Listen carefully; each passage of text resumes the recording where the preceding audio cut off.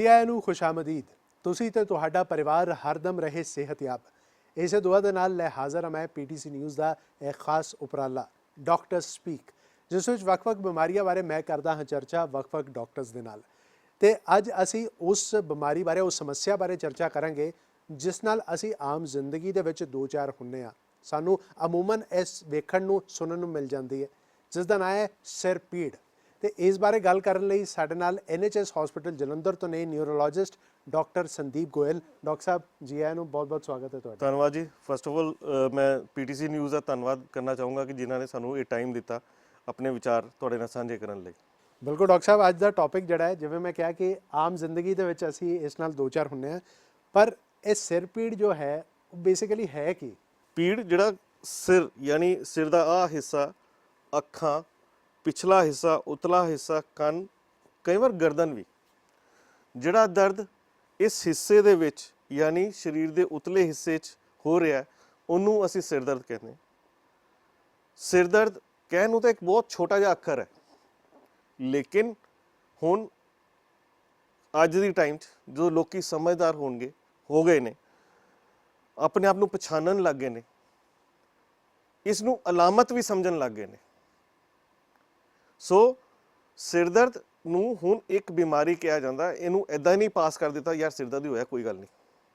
ਸੋ ਸਿਰ ਦਰਦ ਇੱਕ ਹੁਣ ਬਿਮਾਰੀ ਬਣ ਚੁੱਕੀ ਹੈ, ਜਿਸ ਪਹਿਲਾਂ ਵੀ ਸੀ, ਇਹ ਨਹੀਂ ਕਿ ਪਹਿਲਾਂ ਨਹੀਂ ਸੀ, ਪਹਿਲਾਂ ਵੀ ਸੀ, ਲੇਕਿਨ ਉਸ 'ਤੇ ਅਸੀਂ ਗੌਰ ਨਹੀਂ ਕਰਦੇ ਸੀ ਜਾਂ ਉਹਦੇ ਵੱਲ ਧਿਆਨ ਨਹੀਂ ਦਿੰਦੇ ਸੀ, ਜਾਂ ਉਹਦੇ ਕਾਰਨ ਪਰੇ ਉਹ ਜੇ ਹੁੰਦਾ ਸੀ ਤਾਂ ਅਸੀਂ ਪਰੇ ਹੋ ਜਾਂਦੇ ਸੀਗੇ। ਸੋ ਸਿਰ ਦਰਦ ਇੱਕ ਬਿਮਾਰੀ ਹੈ ਜਿਹਨੂੰ ਜਾਣਨਾ ਜ਼ਰੂਰੀ ਹੈ।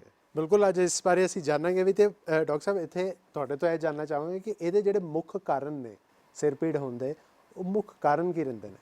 ਦੇਖੋ, ਸਿਰ ਪੀੜ ਦੇ ਤਾਂ ਅਨੇਕੋ ਹੀ ਕਾਰਨ ਨੇ, ਕਈ ਮਤਲਬ ਥਾਊਜ਼ੈਂਡਸ ਆਫ ਰੀਜ਼ਨ, ਕਿੰਨੇ ਮਰਜ਼ੀ ਕਾਰਨ ਨੇ। ਸਿਰ ਦਰਦ ਦੇ ਕਾਮਨ ਕਾਰਨ ਨੇ, ਜਿੱਦਾਂ ਕਿ ਮਾਈਗ੍ਰੇਨ ਇੱਕ ਇਹੋ ਜਿਹੀ ਬਿਮਾਰੀ ਹੈ ਜਿਹੜੀ ਕਿ ਯੰਗ ਬੰਦਿਆਂ ਨੂੰ, ਜਵਾਨ ਬੰਦਿਆਂ ਨੂੰ ਫੜਦੀ ਹੈ ਔਰ ਸਿਰ ਦਰਦ ਬਾਰ-ਬਾਰ ਕਰਦੀ ਹੈ। ਫਿਰ ਟੈਂਸ਼ਨ ਟਾਈਪ ਹੈਡੇਕ ਯਾਨੀ ਟੀ ਟਾਈਪ ਹੈਡੇਕ, ਜਿਹੜਾ ਕਿ ਟੈਂਸ਼ਨਾਂ ਦੇ ਨਾਲ ਸਿਰ ਦਰਦ ਹੋਣ ਲੱਗ ਜਾਂਦਾ। ਫਿਰ ਉਸ ਤੋਂ ਬਾਅਦ ਕਦੀ ਸਿਰ 'ਤੇ ਸੱਟ ਵੱਜ ਜੇ, ਉਹਦੇ ਨਾਲ ਸਿਰ ਦਰਦ ਹੋ ਜਾਂਦਾ। ਕਦੀ ਰੇਸ਼ਾ ਜ਼ੁਕਾਮ ਹੋ ਜੇ ਤਾਂ ਸਿਰ ਦਰਦ ਹੋ ਜਾਂਦਾ। ਜੇ ਬੁਖਾਰ ਜ਼ਿਆਦਾ ਚੜ੍ਹਦਾ ਹੋਵੇ ਤਾਂ ਸਿਰ ਦਰਦ ਹੋ ਜਾਂਦਾ। ਜੇ ਕੰਨਾਂ 'ਚ ਇਨਫੈਕਸ਼ਨ ਹੋ ਜੇ ਤਾਂ ਸਿਰ ਦਰਦ ਹੋ ਜਾਂਦਾ। ਸਿਰ ਦੇ ਵਿੱਚ ਕੋਈ ਨਾੜ ਫਟ ਜਾਏ ਤਾਂ ਸਿਰ ਦਰਦ ਹੋ ਜਾਂਦਾ, ਜਾਂ ਨਾੜ ਬਲੌਕ ਹੋ ਜਾਏ, ਉਹਨੂੰ ਸੋਜਾ ਪੈ ਜਾਏ ਤਾਂ ਸਿਰ ਦਰਦ ਹੋ ਜਾਂਦਾ। ਸੋ ਅਨੇਕੋ ਕਾਰਨ ਨੇ, ਜਾਣਨਾ ਜ਼ਰੂਰੀ ਹੈ ਕੀ ਕਾਰਨ ਹੈ, ਉਸ ਕਾਰਨ ਦਾ ਇਲਾਜ ਕਰਨਾ, ਤੇ ਤਾਂ ਕਿ ਸਿਰ ਦਰਦ ਠੀਕ ਹੋ ਸਕੇ। ਕਾਰਨ ਹੀ ਕਰੈਕਸ਼ਨ ਦਾ ਮੋੜ ਹੈ। ਇੱਥੇ ਡਾਕਟਰ ਸਾਹਿਬ ਤੁਸੀਂ ਹੁਣੇ ਜ਼ਿਕਰ ਕੀਤਾ ਮਾਈਗ੍ਰੇਨ ਦਾ। ਇਹ ਮਾਈਗ੍ਰੇਨ ਅੱਜ ਕੱਲ੍ਹ ਬਹੁਤ ਸੁਣਨ ਨੂੰ ਮਿਲਦਾ ਹੈ। ਕੋਈ ਕਹਿੰਦਾ ਮੇਰੇ ਅੱਧੇ ਸਿਰ 'ਚ ਪੀੜ ਹੋ ਰਹੀ ਹੈ, ਕੋਈ ਕਹਿੰਦਾ ਸਿਰਫ ਅੱਖ 'ਚ ਹੋ ਰਹੀ ਹੈ, ਕੋਈ ਕਹਿੰਦਾ ਲੈਫਟ, ਕੋਈ ਰਾਈਟ। ਤੇ ਮਾਈਗ੍ਰੇਨ ਬਾਰੇ ਥੋੜ੍ਹਾ ਵਿਸਤਾਰ 'ਚ ਦੱਸੋ। ਦੇਖੋ, ਮਾਈਗ੍ਰੇਨ ਇੱਕ ਇਹੋ ਜਿਹੀ ਅਲਾਮਤ ਹੈ ਜਿਹੜੀ ਕਿ ਬਹੁਤ ਕਾਮਨ ਹੈ। ਇਹਦੀ ਪਹਿਚਾਣ ਹੁੰਦੀ ਹੈ ਸਿਰ ਦਰਦ ਬਾਰ-ਬਾਰ ਹੋਣਾ।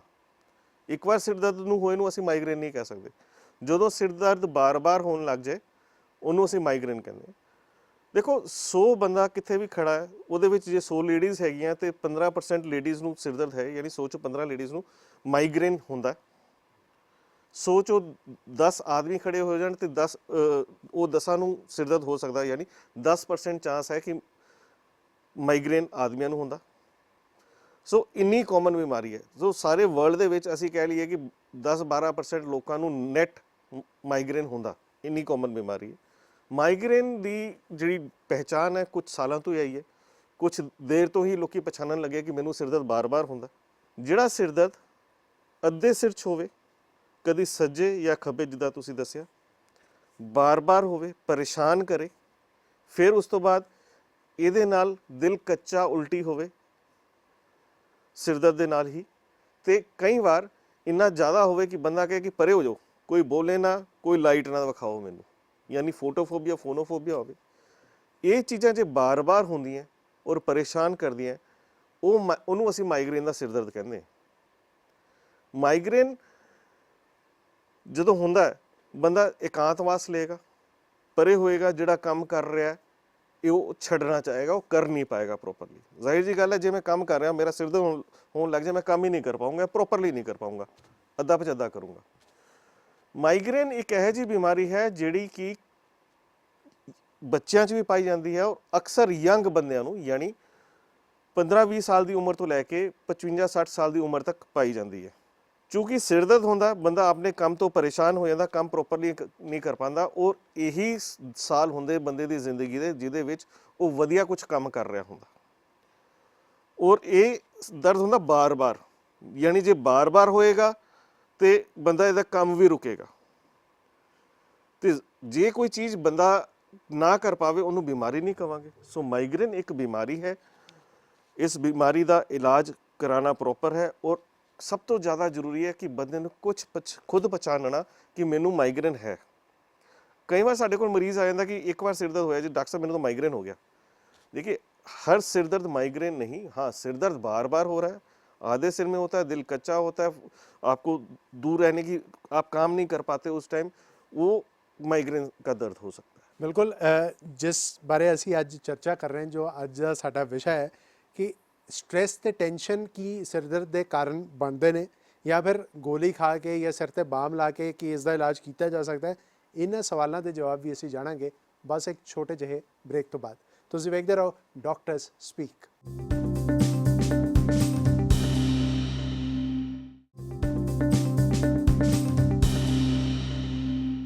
ਬ੍ਰੇਕ ਤੋਂ ਬਾਅਦ ਤੁਹਾਡਾ ਸਵਾਗਤ ਹੈ। ਤੁਸੀਂ ਵੇਖ ਰਹੇ ਹੋ ਡਾਕਟਰ ਸਪੀਕ ਤੇ ਅੱਜ ਅਸੀਂ ਚਰਚਾ ਕਰ ਰਹੇ ਹਾਂ ਸਿਰ ਦਰਦ ਦੀ ਸਮੱਸਿਆ ਬਾਰੇ ਤੇ ਸਾਡੇ ਨਾਲ NHS ਹਸਪੀਟਲ ਜਲੰਧਰ ਤੋਂ ਨੇ ਡਾਕਟਰ ਸੰਦੀਪ ਗੋਇਲ। ਡਾਕਟਰ ਸਾਹਿਬ, ਜਿਵੇਂ ਤੁਸੀਂ ਹੁਣੇ ਜ਼ਿਕਰ ਕਰ ਰਹੇ ਸੀ ਸਟ੍ਰੈਸ ਦਾ ਤੇ ਟੈਨਸ਼ਨ ਦਾ, ਅੱਜ ਕੱਲ੍ਹ ਹਰ ਕਿਸੇ ਨੂੰ ਸਟ੍ਰੈਸ ਹੈ, ਕਿਸੇ ਨਾ ਕਿਸੇ ਚੀਜ਼ ਦੀ ਟੈਨਸ਼ਨ ਹੈ। ਕਿਸ ਹੱਦ ਤੱਕ ਸਟ੍ਰੈਸ ਤੇ ਟੈਨਸ਼ਨ ਜਿਹੜੇ ਨੇ ਉਹ ਸਿਰ ਦਰਦ ਦੇ ਸਿਰ ਦੀ ਸਮੱਸਿਆ ਜੋ ਹੁੰਦੀ ਹੈ ਉਸ ਦੇ ਕਾਰਨ ਬਣਦੇ ਨੇ? ਦੇਖੋ, ਜਿਹੜਾ ਟੈਨਸ਼ਨ ਹੈ ਇਹਨੂੰ ਅਸੀਂ ਟੀ ਟਾਈਪ ਹੈਡੇਕ ਕਹਿੰਦੇ ਹਾਂ। ਇਹ ਸਾਡੀ ਜਿਹੜੀ ਹੈਡੇਕ ਦੀ ਕਲਾਸੀਫਿਕੇਸ਼ਨ ਹੈ ਉਹਦੇ ਵਿੱਚ ਆਉਂਦਾ, ਇੱਕ ਸੈਕਿੰਡ ਨੰਬਰ ਤੇ ਆਉਂਦਾ ਟੀ ਟਾਈਪ ਹੈਡੇਕ। ਦੇਖੋ, ਅੱਜ ਕੱਲ੍ਹ ਦੀ ਰੁਝਾਨ ਦੇ ਵਿੱਚ, ਅੱਜ ਕੱਲ੍ਹ ਦੇ ਲੋਕਾਂ ਦੇ ਜੋ ਹਾਲਾਤ ਚੱਲ ਰਹੇ ਹੈ ਉਹਦੇ ਵਿੱਚ ਅਸੀਂ ਦੇਖਿਆ ਕਿ ਟੈਨਸ਼ਨ ਹਰ ਇੱਕ ਨੂੰ ਹੈ। ਬੱਚਾ ਵੀ ਜਦੋਂ ਟੈਨਸ਼ਨ ਹੁੰਦਾ ਨਾ, ਸਿਰ ਨੂੰ ਕਹਿੰਦਾ ਉਹੀ ਹੋ ਰਹੀ ਹੈ। ਸੋ ਟੈਨਸ਼ਨ ਜਿਹੜਾ ਹੈ, ਜ਼ਾਹਿਰ ਜੀ ਗੱਲ ਹੈ, ਜੇ ਮੈਂ ਸੋਚ ਰਿਹਾ ਜਾਂ ਮੇਰੇ ਦਿਮਾਗ ਤੇ ਕੋਈ ਪ੍ਰੈਸ਼ਰ ਹੈ ਜਾਂ ਕੋਈ ਮੈਂ ਬਹੁਤ ਵਿਚਾਰਾਂ 'ਚ ਹੈ, ਤਾਂ ਕਿੱਥੇ ਵਿਚਾਰ ਹੋਣਗੇ? ਦਿਮਾਗ 'ਚ ਹੀ ਹੋਣਗੇ। ਜੇ ਦਿਮਾਗ 'ਚ ਹੋਣਗੇ ਤੇ ਕੀ ਹੋਏਗਾ? ਗੱਡੀ ਗਰਮ ਦਿਮਾਗ ਦੀ ਹੋਏਗੀ ਤੇ ਦਰਦ ਵੀ ਦਿਮਾਗ ਨੂੰ ਹੀ ਹੋਏਗਾ। ਸੋ ਟੈਨਸ਼ਨ ਟਾਈਪ ਹੈਡੇਕ ਇੱਕ ਬਹੁਤ ਹੀ ਕਾਮਨ ਕਾਰਨ ਹੈ, ਔਰ ਟੈਨਸ਼ਨ ਟਾਈਪ ਹੈਡੇਕ ਦੇ ਵਿੱਚ ਵੀ ਜਿਹੜਾ ਸਿਰ ਦਰਦ ਹੈ ਅਕਸਰ ਬਾਰ-ਬਾਰ ਹੁੰਦਾ, ਕਿਉਂਕਿ ਇਹ ਤਾਂ ਹੋਣਾ ਨਹੀਂ ਕਿ ਅੱਜ ਟੈਨਸ਼ਨ ਦੂਰ ਹੋ ਗਈ ਤੇ ਮੁੜ ਕੇ ਟੈਨਸ਼ਨ ਆਣੀ ਨਹੀਂ। ਔਰ ਅੱਜ ਕੱਲ੍ਹ ਦੇ ਵਿੱਚ ਜਿੱਦਾਂ ਲੋਕਾਂ ਦੇ ਮਨ ਉਦਾਸ ਰਹਿੰਦੇ, ਡਿਪਰੈਸ਼ਨ ਹੋ ਜਾਂਦਾ, ਸੋਚਣਾ ਜ਼ਿਆਦਾ ਹੋ ਜਾਂਦਾ, ਜਾਂ ਕੁਝ ਵੀ ਐਕਟੀਵਿਟੀਜ਼ ਜਿਹੜੀ ਉਹ ਕੰਟਰੋਲ ਨਹੀਂ ਕਰ ਪਾਉਂਦੇ, ਉਹਦਾ ਬਰਨਟ ਕਿਸ 'ਤੇ ਆਉਂਦਾ? ਦਿਮਾਗ 'ਤੇ ਆਉਂਦਾ, ਤੇ ਉਹਦੇ ਕਾਰਨ ਟੈਨਸ਼ਨ ਟਾਈਪ ਹੈਡੇਕ ਹੁੰਦਾ। ਸੋ ਟੈਨਸ਼ਨ ਟਾਈਪ ਹੈਡੇਕ ਜਿਹੜਾ ਹੁੰਦਾ, ਇਹ ਜਿਹੜਾ ਹੁੰਦਾ ਤਾਂ ਸਿਰ ਦਰਦ ਦੇ ਵਿੱਚ ਹੀ ਹੈ, ਪਰ ਅਕਸਰ ਇਹਦੇ ਨਾਲ ਦੇਖਦੇ ਹਾਂ ਕਿ ਪ੍ਰੈਸ਼ਰ ਪੁਆਇੰਟਸ ਬਣ ਜਾਂਦੇ ਹੈ, ਜਿਹੜਾ ਗਰਦਨ ਦੇ ਵਿੱਚ ਸਿਰ ਦਰਦ ਹੋ ਰਿਹਾ ਹੈ। ਔਰ ਇਹਦੀ ਜਿਹੜੀ ਟੈਨਸ਼ਨ ਦਾ ਜਿਹੜਾ ਸਿਰ ਦਰਦ ਹੁੰਦਾ, ਇਹਦੀ ਕੋਈ ਖਾਸ ਅਲਾਮਤ ਨਹੀਂ ਹੁੰਦੀ, ਯਾਨੀ ਖਾਸ ਸਿੰਪਟਮ ਨਹੀਂ ਹੁੰਦੇ। ਸਿਰਫ ਸਿਰ ਦਰਦ ਹੋ ਰਿਹਾ ਹੁੰਦਾ, ਜ਼ਰੂਰੀ ਨਹੀਂ ਅੱਧੇ ਸਿਰ 'ਚ, ਅਕਸਰ ਪੂਰੇ ਸਿਰ ਦੇ ਵਿੱਚ। ਕਦੀ ਕੋਈ ਕਹਿੰਦਾ ਕਿ ਨਾੜਾਂ ਜੀ ਬਹੁਤ ਖਿੱਚ ਰਹੀਆਂ, ਜਾਂ ਜਲਨ ਜੀ ਹੋ ਰਹੀ ਹੈ ਸਿਰ ਦੇ ਵਿੱਚ, ਜਾਂ ਫਿਰ ਕਈ ਵਾਰ ਲੋਕੀ ਕਹਿਣ ਲੱਗ ਜਾਂਦੇ ਕਿ ਡਾਕਟਰ ਸਾਹਿਬ ਨੀਂਦ ਵੀ ਨਹੀਂ ਆਉਂਦੀ ਤੇ ਮਨ ਉਦਾਸ ਰਹਿੰਦਾ। ਤੇ ਜਦੋਂ ਅਸੀਂ ਕਿਸੇ ਵੀ ਮਰੀਜ਼ ਨਾਲ ਗੱਲ ਕਰਦੇ ਹਾਂ ਤੇ ਉਹ ਸਾਨੂੰ ਦੱਸਦਾ ਹੈ ਕਿ ਉਹਦੇ ਨਾਲ ਕੀ ਹੈ। ਜੇ ਮੈਨੂੰ ਡਿਪਰੈਸ਼ਨ ਹੈ, ਜਾਂ ਮੈਂ ਸੋਚ ਦੇ ਵਿੱਚ ਚੱਲ ਰਿਹਾ, ਜਾਂ ਕੋਈ ਪਰੇਸ਼ਾਨੀ ਚੱਲ ਰਹੀ ਹੈ, ਉਹਦੇ ਕਾਰਨ ਜੇ ਮੈਂ ਸੋਚਾਂਗਾ ਸਿਰ ਦਰਦ ਹੋ ਰਿਹਾ, ਤੇ ਉਸ ਦੇ ਕਾਰਨ ਜਿਹੜਾ ਸਿਰ ਦਰਦ ਹੋਣਾ ਉਹਨੂੰ ਟੈਨਸ਼ਨ ਟਾਈਪ ਹੈਡੇਕ ਹੈ। ਅੱਜ ਕੱਲ੍ਹ ਦੇ ਦੌਰ ਦੇ ਵਿੱਚ ਮੇਰੇ ਹਿਸਾਬ ਨਾਲ ਟੈਨਸ਼ਨ ਟਾਈਪ ਹੈਡੇਕ ਇੱਕ ਇਹੋ ਜਿਹੀ ਤਕਲੀਫ ਹੈ, ਮੇਰੇ ਹਿਸਾਬ ਨਾਲ ਸਭ ਤੋਂ ਕਾਮਨ ਕਾਰਨ ਬਣ ਚੁੱਕਾ ਹੈਗਾ। ਕਿਉਂਕਿ ਜੇ ਮੈਂ ਸਾਰੇ ਮਰੀਜ਼ ਦੇਖਦਾ ਤੇ ਅਕਸਰ ਅਸੀਂ ਦੇਖਿਆ ਕਿ ਲੋਕੀ ਟੈਨਸ਼ਨਾਂ ਦੇ ਕਾਰਨ ਸਿਰ ਦਰਦ ਜ਼ਿਆਦਾ ਲੈ ਕੇ ਆ ਰਹੇ, ਬਜਾਏ ਕਿ ਮਾਈਗ੍ਰੇਨ ਜਾਂ ਕਿਸੇ ਹੋਰ ਚੀਜ਼ ਦੇ ਕਾਰਨ। ਬਿਲਕੁਲ ਸਹੀ ਡਾਕਟਰ ਸਾਹਿਬ ਕਹਿ ਰਹੇ ਨੇ ਕਿ ਆਮ ਤੌਰ 'ਤੇ ਇਹ ਵੀ ਕਿਹਾ ਗਿਆ ਕਿ ਚਿੰਤਾ ਜਿਹੜੀ ਉਹ ਚਿਤਾ ਸਮਾਨ ਹੈ, ਇਸ ਕਰਕੇ ਚਿੰਤਾ ਜਿਹੜੀ ਉਸ ਤੋਂ ਦੂਰ ਹੀ ਰਹਿਣਾ ਚਾਹੀਦਾ। ਇੱਥੇ ਡਾਕਟਰ ਸਾਹਿਬ ਸਿਰ ਦਰਦ ਹੋਇਆ, ਗੋਲੀ ਖਾ ਲਈ, ਕੋਈ ਬਾਮ ਸਿਰ 'ਤੇ ਲਾ ਲਿਆ ਜਾਂ ਤੇਲ ਗਰਮ ਕਰਕੇ ਲਾ ਲਿਆ, ਇਹਨਾਂ ਦੇ ਫਾਇਦੇ ਤੇ ਇਹਨਾਂ ਦੇ ਨੁਕਸਾਨ ਜਿਹੜੇ ਨੇ ਉਹ ਕੀ ਰਹਿੰਦੇ ਨੇ? ਦੇਖੋ, ਸਿਰ ਦਰਦ ਦੀ ਗੋਲੀ ਤਾਂ ਕਿਸੇ ਨੂੰ ਦਰਦ ਹੋਏਗਾ, ਜ਼ਾਹਿਰ ਜੀ ਗੱਲ ਹੈ, ਉਹ ਦਰਦ ਦੀ ਗੋਲੀ ਖਾਏਗਾ। ਕਾਮਨ ਗੋਲੀਆਂ ਅਸੀਂ ਕਦੀ ਨਾਮ ਸੁਣੇ ਹੋਣੇ, ਡਿਸਪ੍ਰਿਨ, ਕਦੀ ਸੈਰੀਡੋਨ, ਕਦੀ ਵੇਜ਼ੋਗ੍ਰੇਨ, ਕਦੀ ਕੋਈ ਕੰਬੀਫਲੈਮ ਦੀ ਗੋਲੀਆਂ ਖਾ ਲਈਆਂ। ਦਰਦ ਦੀ ਗੋਲੀ ਹੈ, ਜ਼ਾਹਿਰ ਜੀ ਗੱਲ ਹੈ, ਦਰਦ ਹਟਾਉਣ ਲਈ ਹੁੰਦੀ ਹੈ, ਔਰ ਅਕਸਰ ਇਹ ਸਿਰ ਦਰਦ ਦੇ ਵਿੱਚ ਮਦਦ ਕਰਦੀ ਹੈ। पर सिर दर्द की गोली रोज़ाना खाना या हफ्ते 'ਚ 2 या 3 ਵਾਰ ਖਾਣਾ या फिर ਉਹਨੂੰ ਇੰਨਾ ਖਾਣਾ ਕਿ ਉਹ ਨਸ਼ਾ ਹੀ ਬਣ ਜਾਏ। ਬੰਦਾ ਕਈ ਵਾਰ ਅਸੀਂ ਦੇਖਦੇ ਹਾਂ ਕਿ ਬੰਦਾ 3-4 ਗੋਲੀਆਂ ਰੋਜ਼ ਦੀਆਂ ਹੀ ਖਾ ਲੈਂਦਾ, ਚਾਹੇ ਉਹ ਵੇਜ਼ੋਗ੍ਰੇਨ ਹੋਵੇ ਚਾਹੇ ਉਹ ਕੰਬੀਫਲੈਮ ਹੋਵੇ। ਸੋ ਇਹਨੂੰ ਨਸ਼ੇੜ ਇੰਡਿਊਸ ਹੈਡੇਕ ਯਾਨੀ ਦਵਾਈਆਂ ਦੇ ਕਾਰਨ ਜਿਹੜਾ ਸਿਰ ਦਰਦ ਹੁੰਦਾ ਉਹ ਵੀ ਇੱਕ ਬਿਮਾਰੀ ਹੈ। ਸੋ ਜਿਹੜੇ ਇਹ ਪੇਨ ਕਿਲਰ ਹੈ ਜੋ ਕਿ ਹਰ ਕੈਮਿਸਟ ਦੇ ਕੋਲ ਹੁੰਦੇ ਆ ਔਰ ਉਹ ਦੇ ਸਕਦਾ ਹਰ ਇੱਕ ਨੂੰ, ਜੇ ਤੁਸੀਂ ਬਾਰ-ਬਾਰ ਮੰਗੋਗੇ ਉਹ ਦੇਗਾ ਹੀ ਦੇਗਾ। ਔਰ ਤੁਸੀਂ ਉਹਨੂੰ ਇੰਨਾ ਖਾਣ ਲੱਗ ਜਾਓ ਕਿ ਤੁਹਾਡੀ ਜ਼ਿੰਦਗੀ ਉਸ 'ਤੇ ਨਿਰਭਰ ਹੋਵੇ। ਸਵੇਰੇ ਉੱਠੇ ਤੇ ਗੋਲੀ ਖਾ ਲਈ, ਖਾਣਾ ਖਾਧਾ ਤਾਂ ਗੋਲੀ ਖਾ ਲਈ, ਨਹਾਉਂਦੇ ਫਿਰ ਗੋਲੀ ਖਾ ਲਈ, ਰਾਤੀ ਸੌਣ ਤੋਂ ਪਹਿਲਾਂ ਖਾ ਲਈ। ਸੋ ਇਹਨੂੰ ਅਸੀਂ ਨਸ਼ੇੜ ਇੰਡਿਊਸ ਹੈਡੇਕ ਕਹਿੰਦੇ ਹਾਂ। ਔਰ पेन किलर ਜ਼ਰੂਰਤ ਵੇਲੇ ਹੀ ਖਾਣਾ ਚਾਹੀਦਾ ਔਰ ਮੇਰੇ ਹਿਸਾਬ ਨਾਲ ਡਾਕਟਰ ਦੇ ਕਹਿਣ ਤੇ ਹੀ ਖਾਣਾ ਚਾਹੀਦਾ, ਨਹੀਂ ਤਾਂ ਨਹੀਂ ਖਾਣਾ ਚਾਹੀਦਾ। ਨੈਕਸਟ ਪ੍ਰੋਬਲਮ ਜਿਹੜੀ ਅਕਸਰ ਅਸੀਂ ਦੇਖਦੇ ਹਾਂ ਮਾਈਗ੍ਰੇਨ ਦੇ ਵਿੱਚ ਜਾਂ ਟੈਂਸ਼ਨ ਟਾਈਪ ਹੈਡੇਕ 'ਚ, ਮਾਈਗ੍ਰੇਨ 'ਚ ਚੂੰਕਿ ਦਰਦ ਬਾਰ-ਬਾਰ ਹੋ ਰਿਹਾ ਹੁੰਦਾ, ਬੰਦਾ ਅੱਜ ਗੋਲੀ ਖਾ ਲੇ, ਸਿਰ ਦਰਦ ਠੀਕ ਹੋ ਗਿਆ, ਫਿਰ ਅਗਲੀ ਵਾਰ ਹੋਇਆ ਫਿਰ ਖਾ ਲਈ, ਸਿਰ ਦਰਦ ਕਈ ਵਾਰ ਜਲਦੀ ਆ ਜਾਂਦਾ, ਫਿਰ ਗੋਲੀ ਖਾ ਲਈ ਤੇ ਬੰਦਾ ਫਿਰ ਦੁਬਾਰਾ ਗੋਲੀ ਬਾਰ-ਬਾਰ ਖਾਣ ਦੀ ਆਦਤ ਪੈ ਜਾਂਦੀ ਹੈ। ਤੋ ਮਾਈਗ੍ਰੇਨ ਦਾ ਦਰਦ ਖਤਮ ਨਾ ਹੋ ਕੇ ਉਹ ਦਰਦ ਦੀ ਗੋਲੀਆਂ ਦਾ ਸਿਰ ਦਰਦ ਬਣ ਜਾਂਦਾ। ਉਹੀ ਹਾਲ ਟੈਂਸ਼ਨ ਵਾਲੀ ਹੈਡੇਕਸ ਦਾ, ਉਹਦੇ ਵਿੱਚ ਵੀ ਅਸੀਂ ਦਰਦ ਦੀ ਗੋਲੀ ਖਾ ਲੈਂਦੇ ਹਾਂ ਜੀ, ਦਰਦ ਠੀਕ ਹੋ ਜਾਏਗਾ, ਤੇ ਫਿਰ ਦੁਬਾਰਾ ਉਹ ਕਨਵਰਟ ਹੋ ਜਾਂਦਾ ਉਹਦੇ ਵਿੱਚ ਕੀ ਦਰਦ ਦੀ ਗੋਲੀਆਂ ਦਾ ਸਿਰ ਦਰਦ। ਸੋ ਸਿਰ ਦਰਦ ਦੀ ਗੋਲੀ ਇੱਕ ਡਾਕਟਰ ਦੀ ਪ੍ਰਿਸਕ੍ਰਿਪਸ਼ਨ ਤੇ ਸੋਚ ਸਮਝ ਨਾਲ ਲੈਣੀ ਚਾਹੀਦੀ ਹੈ, ਕਿਉਂਕਿ ਇਹ ਕਾਮਯਾਬ ਤਾਂ ਬਹੁਤ ਨੇ ਸਿਰ ਦਰਦ ਲਈ, ਲੇਕਿਨ ਇਹਨਾਂ ਦੇ ਨੁਕਸਾਨ ਅਣਗਿਣਤ ਨੇ। ਨੁਕਸਾਨ ਕੀ ਨੇ?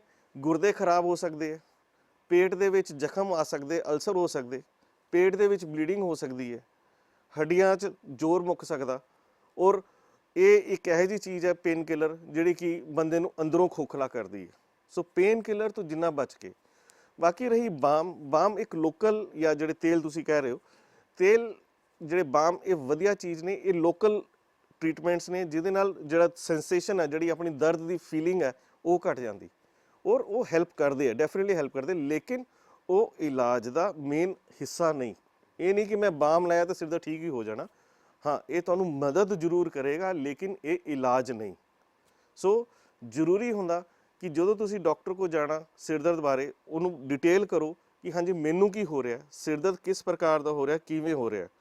ਮਾਈਗ੍ਰੇਨ ਦਾ ਦਰਦ ਜਿੱਦਾਂ ਮੈਂ ਦੱਸਿਆ, ਬਾਰ-ਬਾਰ ਦਰਦ, ਅੱਧੇ ਸਿਰ ਦਾ ਦਰਦ, ਦਿਲ ਕੱਚਾ, ਉਲਟੀ ਤੇ ਇਕਾਂਤਵਾਸ 'ਚ ਰਹਿਣਾ ਉਸ ਟਾਈਮ ਜਦੋਂ ਸਿਰ ਦਰਦ ਹੋ ਰਿਹਾ। ਟੈਂਸ਼ਨ ਦੇ ਵਿੱਚ ਜਦੋਂ ਬੰਦੇ ਨੂੰ ਉਦਾਸੀ ਹੋ ਰਹੀ ਹੈ, ਬਾਰ-ਬਾਰ ਆਪਣੀ ਤਕਲੀਫ ਜਦ ਤੱਕ ਡਾਕਟਰ ਨੂੰ ਨਹੀਂ ਦੱਸੋਗੇ ਤੁਸੀਂ ਕਿਸੇ ਵੀ ਰਸਤੇ ਨਹੀਂ ਪਹੁੰਚੋਗੇ ਔਰ ਨਾ ਹੀ ਉਹਦਾ ਪ੍ਰੋਪਰ ਇਲਾਜ ਹੋ ਪਾਏਗਾ। ਜਾਨਣਾ ਜ਼ਰੂਰੀ ਹੈ ਕਿ ਪੇਨ ਕਿਲਰ ਲਓ ਪਰ ਇਹ ਇਹਤਿਆਤ ਨਾ ਲਓ। ਜਗ੍ਹਾ ਜਗ੍ਹਾ ਆਪਣੇ ਆਪ ਪੇਨ ਕਿਲਰ ਫੜ ਕੇ ਕਿਸੇ ਵੀ ਕੈਮਿਸਟ ਤੋਂ ਨਾ ਖਾਓ ਪਲੀਜ਼। ਇਹ ਤਾਂ ਡਾਕਟਰ ਸਾਹਿਬ ਇਹ ਵੀ ਹੈ ਕਿ ਸਿਰ ਪੀੜ ਦੀ ਕੀ ਕੋਈ ਐਮਰਜੈਂਸੀ ਵੀ ਹੁੰਦੀ ਹੈ? ਦੇਖिए, सिर पीड़ ਦੀ ਇੱਕ ਐਮਰਜੈਂਸੀ ਹੈ। ਦਿਮਾਗ ਦੇ ਵਿੱਚ ਕੁਝ ਵੀ ਹੋਏਗਾ, ਕੁਝ ਵੀ ਬੁਰਾ ਹੋਏਗਾ ਤੇ ਅਕਸਰ ਸਿਰ ਦਰਦ ਹੋਏਗਾ। ਜਦੋਂ ਸਿਰ ਦਰਦ ਇੰਨਾ ਜ਼ਿਆਦਾ ਹੋਵੇ ਕਿ ਜਿਹੜਾ ਅੱਜ ਤੱਕ ਕਦੀ ਨਾ ਹੋਇਆ ਹੋਵੇ, ਜਾਂ ਬੰਦੇ ਨੂੰ ਜਦੋਂ ਪਹਿਲੀ ਵਾਰ ਸਿਰ ਦਰਦ ਹੋ ਰਿਹਾ, ਜਾਂ ਬੰਦੇ ਨੂੰ ਇੰਨਾ ਸਿਰ ਦਰਦ ਹੋ ਰਿਹਾ ਕਿ ਉਹਨੂੰ ਅੱਜ ਪਹਿਲੀ ਵਾਰ ਦਰਦ ਹੋਇਆ, ਉਹਨੂੰ ਉਲਟੀਆਂ ਆਉਣ ਲੱਗੀਆਂ, ਦਿਲ ਕੱਚਾ, ਉਲਟੀ ਬਹੁਤ ਜ਼ਿਆਦਾ ਕਰਨ ਲੱਗ ਗਿਆ, ਜਿਹੜੀ ਕਿ ਉਲਟੀ ਆਮ ਦਵਾਈ ਨਾਲ ਕਾਬੂ ਨਹੀਂ ਹੋ ਰਹੀ। ਜਾਂ ਸਿਰ ਦਰਦ ਜਦੋਂ ਕਿ ਬੰਦਾ ਬੇਹੋਸ਼ੀ ਵੱਲ ਤੁਰ ਜਾਏ, ਜਦੋਂ ਬੇਹੋਸ਼ੀ ਆਉਣ ਲੱਗ ਜਾਏ ਤੇ ਇਹ ਇੱਕ ਐਮਰਜੈਂਸੀ ਹੈ। ਸਿਰ ਦਰਦ ਜਿਹੜਾ ਕਿ ਆਊਟ ਆਫ ਕੰਟਰੋਲ ਹੈ, ਯਾਨੀ ਉਮੀਦ ਤੋਂ ਜ਼ਿਆਦਾ ਹੈ ਤੇ ਪਰੇਸ਼ਾਨੀ ਦਾ ਲੈਵਲ ਉਹਦਾ ਬਹੁਤ ਹੀ ਜ਼ਿਆਦਾ ਹੈ ਤੇ ਬੇਕਾਬੂ ਹੋ ਰਿਹਾ, ਉਹ ਇੱਕ ਐਮਰਜੈਂਸੀ ਹੈ। ਔਰ ਦਿਮਾਗ ਦੇ ਵਿੱਚ ਕਈ ਵਾਰ ਨਾੜ ਫਟਦੀ ਹੈ, ਨਾੜ ਬਲੋਕ ਹੁੰਦੀ, ਕੋਈ ਇਨਫੈਕਸ਼ਨ ਆਉਂਦੀ, ਉਹਦੀ ਪਹਿਚਾਣ ਇੱਕੋ ਹੀ ਹੁੰਦੀ, ਸਿਰ ਦਰਦ। ਤੇ ਉਸ ਟਾਈਮ ਤੁਸੀਂ ਡਾਕਟਰ ਕੋ ਜ਼ਰੂਰ ਮਿਲੋ। ਸਿਰ ਦਰਦ ਬਾਰੇ ਤਾਂ ਅਸੀਂ ਚਰਚਾ ਕਰ ਰਹੇ ਹਾਂ, ਸਿਰ ਪੀੜ ਬਾਰੇ ਬਹੁਤ ਸਾਰੀਆਂ ਗੱਲਾਂ ਹੋ ਰਹੀਆਂ ਨੇ, ਪਰ ਜਿੱਥੇ ਬਿਮਾਰੀ ਹੈ ਉੱਥੋਂ ਬਚਣ ਦੇ ਤਰੀਕੇ ਵੀ ਨੇ। ਉਹਨਾਂ ਬਚਣ ਦੇ ਤਰੀਕਿਆਂ ਬਾਰੇ ਵੀ ਗੱਲ ਕਰਾਂਗੇ ਬਸ ਇੱਕ ਛੋਟੇ ਜਿਹੇ ਬ੍ਰੇਕ ਤੋਂ ਬਾਅਦ। ਤੁਸੀਂ ਵੇਖਦੇ ਰਹੋ ਡਾਕਟਰਸ ਸਪੀਕ।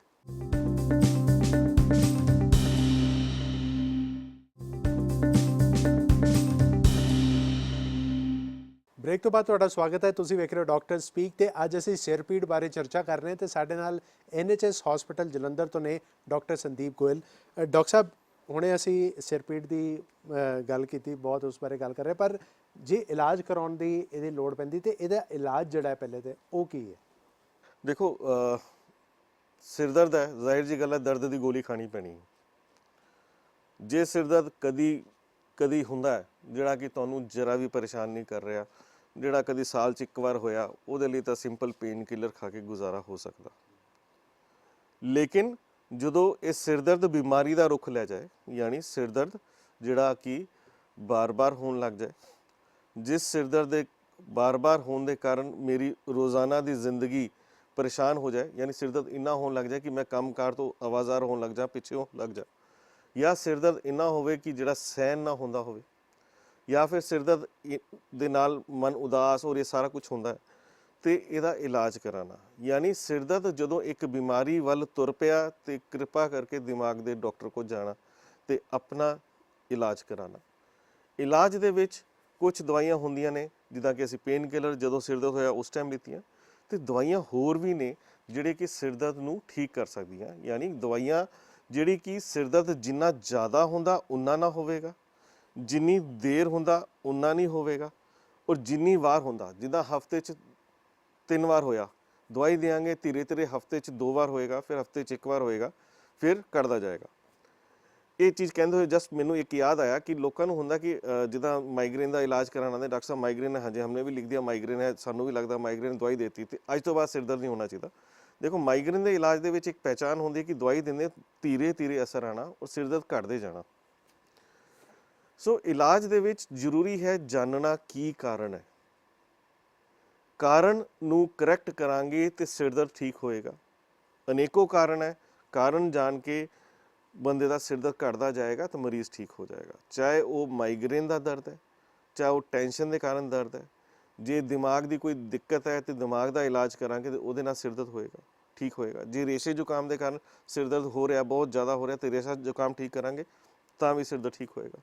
ਸੋ ਜੇ ਕਈ ਵਾਰ ਕੰਨਾਂ 'ਚ ਪਸ ਪੈ ਜਾਂਦੀ, ਇੰਨਾ ਹੁੰਦਾ ਕਿ ਦਰਦ ਹੋਣ ਲੱਗ ਜਾਂਦਾ, ਤੇ ਉਸ ਕਾਰਨ ਨੂੰ ਦੂਰ ਕਰਾਂਗੇ ਤੇ ਸਿਰ ਦਰਦ ਠੀਕ ਹੋਏਗਾ।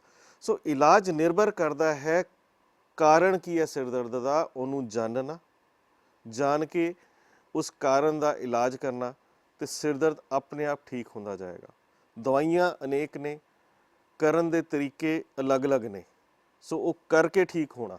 ਬਿਲਕੁਲ, ਜਿਵੇਂ ਡਾਕਟਰ ਸਾਹਿਬ ਨੇ ਕਿਹਾ ਕਿ ਕਾਰਨ ਜਿਹੜਾ ਉਹ ਜਾਣਨਾ ਬਹੁਤ ਜ਼ਿਆਦਾ ਜ਼ਰੂਰੀ ਹੈ, ਤਾਂ ਕਿ ਕਾਰਨ ਜਦੋਂ ਤੁਸੀਂ ਜਾਣੋਗੇ, ਆਪਣੇ ਡਾਕਟਰ ਨਾਲ ਸਲਾਹ ਕਰੋਗੇ, ਫਿਰ ਹੀ ਉਹਦਾ ਸਹੀ ਇਲਾਜ ਹੋ ਪਾਏਗਾ। ਜੇ ਤੁਸੀਂ ਆਪ ਆਪਣੇ ਡਾਕਟਰ ਬਣੋਗੇ ਤਾਂ ਫਿਰ ਨੁਕਸਾਨ ਹੋ ਜ਼ਾਹਿਰ ਜੀ ਸਕਦਾ। ਗੱਲ ਹੈ, ਪੇਨ ਕਿਲਰ ਖਾਓਗੇ ਨੁਕਸਾਨ ਕਰੋਗੇ, ਆਪਣਾ ਕਰੋਗੇ, ਹੋਰ ਕਿਸੇ ਦਾ ਨਹੀਂ ਹੋਏਗਾ। ਹੁਣ ਡਾਕਟਰ ਸਾਹਿਬ ਇੱਥੇ ਮੈਂ ਵੀ ਜਾਣਨਾ ਚਾਹਾਂਗਾ, ਮੇਰੇ ਵਿਊਅਰਸ ਵੀ ਜਾਣਨਾ ਚਾਹਾਂਗੇ ਕਿ ਬਚਣ ਦੇ ਜਿਹੜੇ ਤਰੀਕੇ ਨੇ, ਤਾਂ ਜੋ ਅਸੀਂ ਇਸ ਸਿਰ ਪੀੜ ਤੋਂ 2-4 ਹੋਈਏ ਨਾ, ਜਾਂ ਜੇ ਹੁੰਦੇ ਵੀ ਆ ਤਾਂ ਬਹੁਤ ਘੱਟ ਉਹਦੇ ਨਾਲ 2-4 ਹੋਈਏ, ਉਹ ਬਚਣ ਦੇ ਤਰੀਕੇ ਕਿਹੜੇ-ਕਿਹੜੇ ਨੇ? ਦੇਖੋ, ਸਭ ਤੋਂ ਪਹਿਲਾਂ ਜਾਣਨਾ ਕਿ ਸਿਰ ਦਰਦ ਮੈਂ ਕਿਹਾ ਹਰ ਬੰਦੇ ਨੂੰ ਹੁੰਦਾ। ਮਾਈਗ੍ਰੇਨ 15% ਲੋਕਾਂ 'ਚ ਹੁੰਦਾ, ਟੈਨਸ਼ਨ ਮੇਰੇ ਹਿਸਾਬ ਨਾਲ ਅੱਜ ਕੱਲ੍ਹ ਸਾਰੀ ਦੁਨੀਆ ਨੂੰ ਹੀ ਹੈ, ਤੇ ਟੈਨਸ਼ਨ ਦਾ ਸਿਰ ਦਰਦ ਵੀ ਸਾਰਿਆਂ ਨੂੰ ਹੀ ਹੁੰਦਾ। ਸੋ ਜਾਣਨਾ ਕਿ ਸਿਰ ਦਰਦ ਹੈ, ਸਿਰ ਦਰਦ ਜੇ ਪਰੇਸ਼ਾਨ ਕਰ ਰਿਹਾ, ਡਾਕਟਰ ਕੋਲ ਜਾਣਾ। ਤੇ ਪ੍ਰੀਕਾਸ਼ਨਸ ਕੀ ਹੈ? ਪ੍ਰੀਕਾਸ਼ਨਸ ਹੈ ਕਿ ਜੇ ਉਹ ਬੰਦਾ ਮਾਈਗ੍ਰੇਨ ਦਾ ਮਰੀਜ਼ ਹੈ, ਉਹਨੂੰ ਜਾਣਨਾ ਕਿ ਉਹਨੂੰ ਮਾਈਗ੍ਰੇਨ ਹੈ। ਜਿੱਦਾਂ ਮਾਈਗ੍ਰੇਨ ਦੇ ਨਾਲ ਟ੍ਰਿਗਰਸ ਹੁੰਦੇ ਨੇ, ਮਾਈਗ੍ਰੇਨ ਦੇ ਸਿਰ ਦਰਦ ਦੇ ਟ੍ਰਿਗਰਸ ਹੁੰਦੇ ਨੇ। ਅਸੀਂ ਜਦੋਂ ਸਵਾਲ ਪੁੱਛਦੇ ਹਾਂ, ਕਈ ਵਾਰ ਪੁੱਛਦੇ ਹਾਂ, ਹਾਂਜੀ ਤੁਹਾਨੂੰ ਸਿਰ ਦਰਦ ਕੀ ਕਰ ਰਹੇ ਸੀ ਜਦੋਂ ਸਿਰ ਦਰਦ ਸ਼ੁਰੂ ਹੋਇਆ ਮਾਈਗ੍ਰੇਨ ਦਾ? ਇਹਦੇ ਟ੍ਰਿਗਰਸ ਨੇ, ਜਿੱਦਾਂ ਕਿ ਧੁੱਪੇ ਜਾਣ ਨਾਲ, ਖਾਲੀ ਪੇਟ ਰਹਿਣ ਨਾਲ, ਘੱਟ ਸੌਣ ਨਾਲ, ਸਫ਼ਰ ਕਰਨ ਨਾਲ, ਉੱਚੀ ਆਵਾਜ਼ ਵਾਲੀ ਥਾਂ 'ਤੇ ਜਾਣ ਨਾਲ, ਸਮੈਲ ਨਾਲ, ਧੂਆਂ, ਪਰਫਿਊਮ, ਪੈਟਰੋਲ ਦੀ ਸਮੈਲ, ਜਾਂ ਖਾਣ ਪੀਣ ਦੀ ਚੀਜ਼ਾਂ ਨਾਲ, ਜਿੱਦਾਂ ਬਲੈਕ ਕੋਲਡ ਡਰਿੰਕਸ ਹੋ ਗਈ, ਸੋਇਆ ਸੋਸਿਸ ਹੋ ਗਈਆਂ, ਤਲੀਆਂ ਚੀਜ਼ਾਂ ਹੋ ਗਈਆਂ। ਕਈ ਵਾਰ ਕਈ ਲੋਕਾਂ ਨੂੰ ਰਾਜਮਾ ਵਗੈਰਾ ਨਾਲ ਵੀ ਹੁੰਦਾ। ਸੋ ਇਹ ਟ੍ਰਿਗਰਸ ਨੂੰ ਅਸੀਂ ਕੰਟਰੋਲ ਕਰਾਂਗੇ, ਤੁਹਾਡੇ ਮਾਈਗ੍ਰੇਨ ਦੇ ਅਟੈਕ ਆਪਣੇ ਆਪ ਘਟ ਜਾਣਗੇ। ਸੋ ਜੇ ਤੁਸੀਂ ਮਾਈਗ੍ਰੇਨਰ ਹੋ, ਮਾਈਗ੍ਰੇਨਰ ਮਤਲਬ ਜਿਹਨੂੰ ਮਾਈਗ੍ਰੇਨ ਹੁੰਦਾ ਹੈ, ਉਹਦੇ ਵਿੱਚ ਜੇ ਅਸੀਂ ਟ੍ਰਿਗਰਸ ਕੰਟਰੋਲ ਕਰਾਂਗੇ, ਵਿਚ ਇਜ਼ ਏ ਮੇਜਰ ਪ੍ਰੀਕਾਸ਼ਨ, ਸਾਡੇ ਹਿਸਾਬ ਨਾਲ ਉਹਦਾ ਸਿਰ ਦਰਦ ਦੀ ਫ੍ਰੀਕੁਐਂਸੀ 60 ਤੋਂ 70% ਉਸੇ ਟਾਈਮ ਘਟਣੀ ਸ਼ੁਰੂ ਹੋ ਜਾਏਗੀ। ਪ੍ਰੀਕਾਸ਼ਨ ਕੀ ਹੈ? ਧੁੱਪੇ ਜਾਣਾ, ਕਾਲੀ ਐਨਕ ਲਾਣੀ, ਛਾਤਾ ਲੈਣਾ, ਖਾਲੀ ਪੇਟ ਨਹੀਂ ਰਹਿਣਾ, 3 ਵਕਤ ਦਾ ਖਾਣਾ ਖਾਣਾ। ਮਾਈਗ੍ਰੇਨ ਦਾ ਪੇਸ਼ੈਂਟ ਇੱਕ ਫੌਜੀ ਦੀ ਜ਼ਿੰਦਗੀ ਜੀਂਦਾ ਹੁੰਦਾ, ਸਮੇਂ ਤੇ ਉੱਠੇਗਾ, ਸਮੇਂ ਤੇ ਸੋਏਗਾ, 3 ਵਕਤ ਦਾ ਖਾਣਾ ਸਮੇਂ ਤੇ ਖਾਏਗਾ। ਦੁਨੀਆ ਇੱਧਰ ਦੀ ਉੱਧਰ ਹੁੰਦੀ ਰਹੇ, ਪਰ ਖਾਣਾ ਟਾਈਮ ਤੇ ਹੈ, ਨਹੀਂ ਤਾਂ ਸਿਰ ਫੜ ਕੇ ਬੈਠੇਗਾ। ਫਿਰ ਉਸ ਤੋਂ ਬਾਅਦ ਜੇ ਦੂਜੇ ਕਾਰਨ ਨੇ, ਜਿੱਦਾਂ ਹੁਣ ਟੈਨਸ਼ਨ ਟਾਈਪ ਹੈਡੇਕ, ਦੇਖੋ ਟੈਨਸ਼ਨਾਂ ਤਾਂ ਦੂਰ ਨਹੀਂ ਕਰ ਸਕਦੇ, ਲੇਕਿਨ ਉਹਨਾਂ ਨੂੰ ਇੰਨਾ ਕਰ ਸਕਦੇ ਕਿ ਦਿਮਾਗ 'ਚ ਨਾ ਜਾਵੇ, ਇੱਥੇ ਰਹਿ ਜਾਏ, ਗਲੇ ਤੋਂ ਥੱਲੇ ਰਹਿ ਜਾਏ, ਸਿਰ ਦੇ ਵਿੱਚ ਵੜ ਕੇ ਤੁਹਾਨੂੰ ਪਰੇਸ਼ਾਨ ਨਾ ਕਰੇ। ਉਹ ਟੈਨਸ਼ਨਾਂ ਨੂੰ ਜਿੰਨਾ ਕੁ ਤੁਸੀਂ ਕੰਟਰੋਲ ਕਰ ਸਕਦੇ ਹੋ, ਟੈਨਸ਼ਨ ਹੋਏਗੀ ਤਾਂ ਜ਼ਰੂਰ, ਜਿੰਨਾ ਕੁ ਉਹਨੂੰ ਜ਼ੋਰ ਘੱਟ ਦਿਓ, ਉਨਾ ਉਹ ਸਿਰ ਦਰਦ ਘੱਟ ਕਰੇਗੀ। ਫਿਰ ਉਸ ਤੋਂ ਬਾਅਦ ਪ੍ਰੀਕਾਸ਼ਨਸ ਜਿੱਦਾਂ ਸਟ੍ਰੋਕ ਹੋ ਗਿਆ ਜਾਂ ਕੁਝ ਹੋ ਗਿਆ ਉਹਦੇ ਵਿੱਚ ਪ੍ਰੀਕਾਸ਼ਨਸ ਉਹਨਾਂ ਦੀ ਹੁੰਦੀਆਂ ਕਿ ਹਾਂਜੀ ਆਪਣਾ ਬੀਪੀ ਕੰਟਰੋਲ ਰੱਖੋ, ਜੇ ਰੇਸ਼ੇ ਦੇ ਕਾਰਨ ਹੁੰਦਾ ਆਪਣਾ ਰੇਸ਼ਾ ਸਾਫ਼ ਰਹਿਣਾ ਚਾਹੀਦਾ। ਇਹ ਸਹੀ ਜਿਹੜੇ ਕਾਰਨ ਹੈ ਉਹਨਾਂ ਨੂੰ ਕਰੈਕਟ ਕਰਾਂਗੇ ਤੇ ਪ੍ਰੀਕਾਸ਼ਨਸ ਠੀਕ ਰਹਿਣਗੀਆਂ ਤੇ ਸਿਰ ਦਰਦ ਵੀ ਠੀਕ ਰਹੇਗਾ। ਅੱਛਾ ਡਾਕਟਰ ਸਾਹਿਬ, ਇੱਥੇ ਇੱਕ ਸਟੇਟਮੈਂਟ ਸੁਣਨ ਨੂੰ ਮਿਲਦੀ ਹੈ, ਇੱਕ ਟਰਮ ਕਵਾਂ ਸੁਣਨ ਨੂੰ ਮਿਲਦੀ ਹੈ, ਉਹ ਅੱਜ ਕੱਲ੍ਹ ਹੈ ਹੈਡੇਕ ਕਲੀਨਿਕ। ਉਹ ਆਪਣੇ ਆਪ ਵਿੱਚ ਇੱਕ ਸਪੈਸ਼ਲਿਟੀ ਹੈ ਹੁਣ? ਦੇਖੋ, headache is now a disease, ਇੱਕ ਬਿਮਾਰੀ ਹੈ। ਜੇ ਉਹ ਬਿਮਾਰੀ, ਜੇ ਕੋਈ ਵੀ ਚੀਜ਼ ਮੈਨੂੰ ਤੰਗ ਕਰ ਰਹੀ ਹੈ ਬਾਰ-ਬਾਰ, ਮੈਂ ਪਹਿਲਾਂ ਵੀ ਕਿਹਾ ਉਹ ਬਿਮਾਰੀ ਹੈ।